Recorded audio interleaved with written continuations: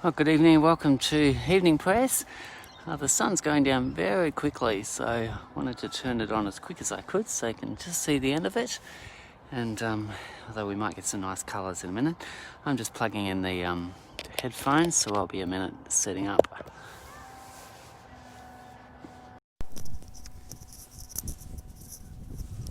There we go. Hope you can hear me. Let's see. It's not bad, is it? Actually, I'll show you the rest of the sky. It's kind of lit up in nice colours. Look at that. Kind of best over there, I think. Anyway, back to the sunset while we can. Actually, I can magnify it too. Never mind. Should have done that before. Can't do it while it's playing. Never mind. Okie dokes. Well, time for our prayers. Now, I've got something different tonight. Just, I like to change things up every now and then. If I remember, I'll post a link to this. But it's another order of prayer. The whole earth is filled with awe at your wonders. Where morning dawns, where evening fades, you call forth songs of joy.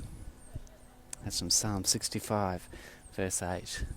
I think we need to hear that one again, especially with that backdrop. The whole earth is filled with awe at your wonders, and I'm filled with awe right now at this wonder of God. And of course he does much more and much better things than even these beautiful sunsets. The whole earth is filled with awe at your wonders. Where morning dawns, where evening fades, you call forth songs of joy. As evening fades, let us bring forth songs of joy to our great God. If I was musically inclined, I might try and sing you something, but I won't inflict that on you. Confession of sin. Eternal God, in every age, you have raised up women and men to live and die in faith. Forgive our indifference to your will. You have commanded us to speak, but we've been silent. Might just leave some pauses for us to think about each of these lines. Forgive us for our indifference to your will.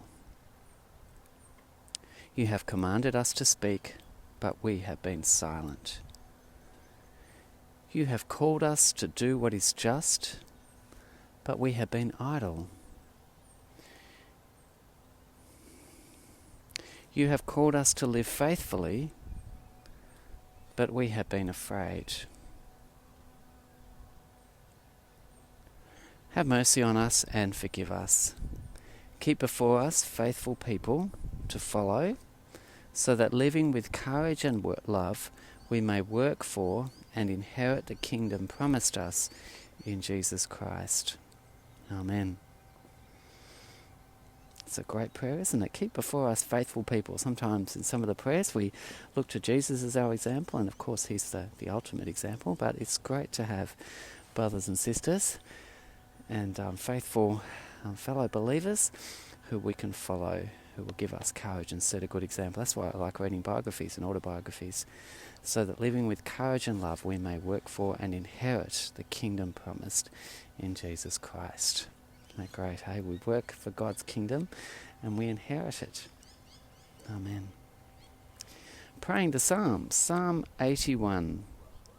I'll just read this. If there's appropriate times I might pause, otherwise I'll read it through. Sing for joy to God our strength. Shout aloud to the God of Jacob.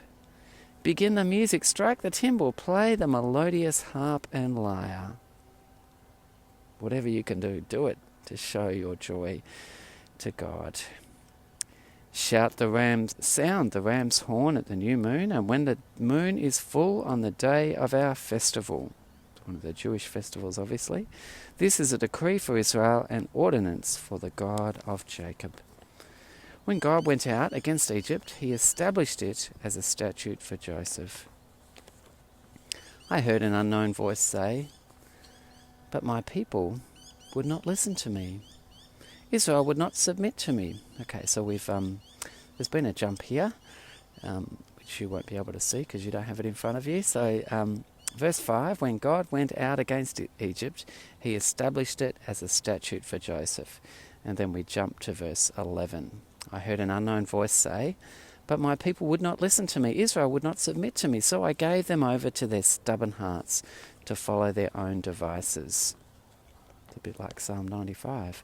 If my people would only listen to me, if Israel would only follow my ways, how quickly I would subdue their enemies and turn my hand against their foes. Those who hate the Lord would cringe before him, and their punishment would last forever. But you would be fed with the finest of wheat, with honey from the rock I would satisfy you. Amen. Well, it's helped me think. Sometimes the Psalms are actually grouped together, and Psalm 81 is not too far from Psalm 95, and I often puzzle about that difficult ending to Psalm 95. Pretty sure it's 95.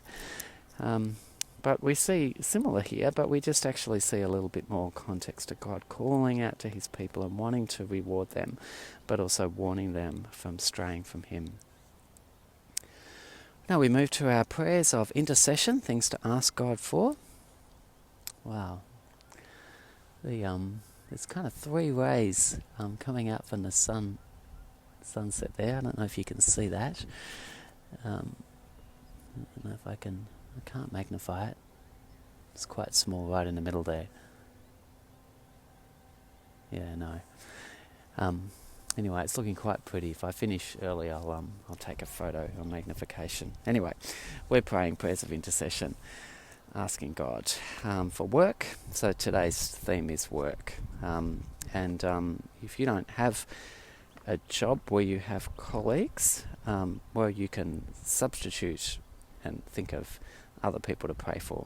So it says here, pray for 3 colleagues by name.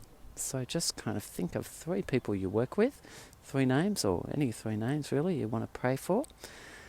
I'm thinking my 3 wardens actually, Alan and Greg. Gone blank. And Jocelyn, of course. Yeah, I'll pray for you guys today. How can you encourage them today or tomorrow now that the day's gone? Or maybe I can send them a text on the way home. If any do not know Christ, says people at your workplace, pray that they would come to know him through your witness. What workplace relationships need repair? So you might think about your church or something else if you don't have a workplace. What workplace relationships need repair? Is there anyone you need to confess to forgive? Ask God how you might move towards that person in love. And of course this can be anyone. Think about people that you might need to say sorry to, or you might need to forgive. Ask God to give you opportunities to bear witness to his love in your life. Good question, isn't it? Good thing to pray for. Ask him to help you be attentive and prepared to give the reason for the hope you have. 1 Peter 3:15. So how can you share God's love and tell other people about it? People who don't know him, or even other Christians who do. Let's finish with the Lord's Prayer, and I'm going to ponder some of those things as I go home. Our Father who art in heaven, hallowed be your name. Your kingdom come, your will be done on earth as it is in heaven. Give us this day our daily bread. Forgive us our debts as we forgive our debtors. Lead us not into temptation, but deliver us from evil. For yours is the kingdom, and the power, and the glory, forever and ever. Amen. Amen. That's the end of our prayers, and nearly the end of the sunset. I might finish it up here. There's no blessing in this one that I've done, but God bless you. And see if I can get a picture on a larger magnification of what's left and post it on Facebook if it's worth posting. So see you. Bye for now, and see you in the morning.